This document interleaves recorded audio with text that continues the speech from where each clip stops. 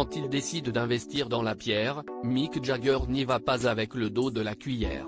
En 1980, le légendaire chanteur des Rolling Stones a effectivement fait l'acquisition du château de Fourchette, une demeure du XVIIIe siècle située en France, à côté de Possé-sur-Cisse en Touraine.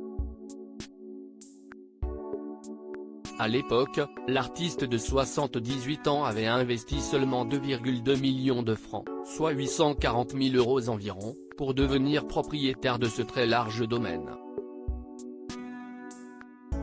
Mais les rénovations liées à cette petite folie immobilière ont, bien sûr, fait augmenter cette somme. Pour conserver l'esprit du château de Fourchette tout en le remettant à neuf, Mick Jagger a dû sortir le chéquier et aligner les zéros. Le Britannique a fait appel à un cabinet international de décoration et investi dans des meubles d'époque. Les jardins à la française du domaine ont également été redessinés.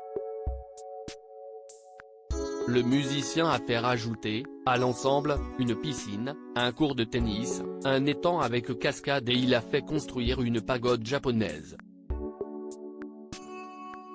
La petite chapelle qui était historiquement présente en ces lieux a, quant à elle, été transformée en studio d'enregistrement. Ce qui est fort pratique quand on s'appelle Mick Jagger, certes, mais tout ceci aurait coûté au total, selon le magazine de la Touraine, plus de 3 millions d'euros dépensés en 2 décennies. En 2020, alors que le monde était mis sous cloche à cause de la pandémie de Covid-19, Mick Jagger avait choisi le château de Fourchette pour s'isoler avec sa compagne et Devereux Octavian Basile, son fils de 5 ans.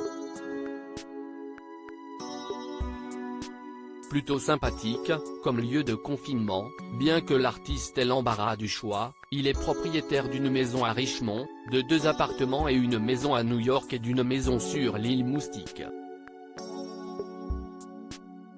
Classée monument historique, ayant autrefois appartenu au duc de Choiseul, la demeure française du chanteur est équipée de 12 chambres et se situe au beau milieu d'un domaine d'une vingtaine d'hectares, protégé par un mur d'enceinte, de nombreux peupliers, et menant à un plateau recouvert de vignes.